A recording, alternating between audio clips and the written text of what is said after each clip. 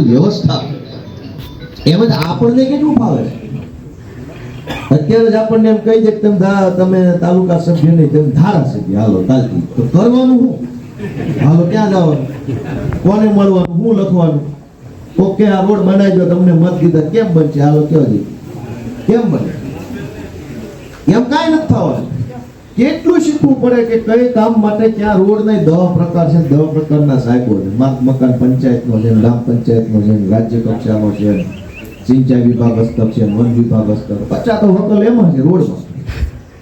સાડો road ને પાતળો road, કેટલી વકલ છે. ગામ સીધું એમ કે ભાઈ રોડ બનાવો, ક્યાં જવાનું પણ આ કઈ શું છે. તો મારી પોતાને એટલે આ નમ્ર નિવેદન છે કે બહુ ધીરજ રાખવી પડશે અને બહુ શીખવાની ભાવના રાખવી પડશે. તો ભવિષ્યમાં આપણે આપણા પોતાની જાતને, આપણા સમાજને અને આપણા વિસ્તારને ઉપયોગી બની શકીએ. બાકી આમાં વેડફાઈ જાય. આમાં કેટલાય જીતી ક્યાં વ્યા ગયા કોઈ ખબર નથી. આ બગસરામાં ક્યાંય અગાઉ કોઈ નહીં હોય સભ્ય તાલુકા?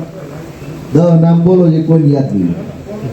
10 નામ બોલો તાલુકા પંચાયતના ભૂતપૂર્વ કોઈ પણ XYZ 10 જણા નામ બોલી જાવ ચૂંટણી જીત્યા હોય તો કોઈ 10 નામ મળ્યા છે. કેમ કે એમ નથી કઈ થવાનું. એટલે ધીરજ રાખવાથી બધું જ થાય. આપણે બધું આવડે. આજે હું શું 10 વર્ષ થઈ ગયા આમના બળ ખાતા તેજી ધારાસભ્ય બન્યો તેજી એટલું ફાવે.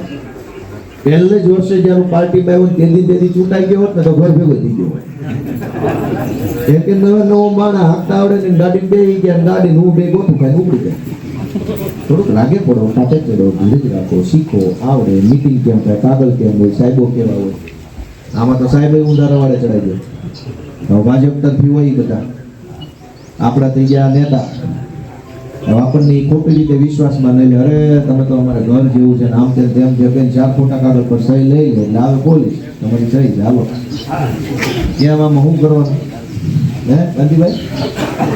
ખોટા એજન્ડા કાઢે, ખોટા ઠરાવ કરીને સહી કરાવી જાય.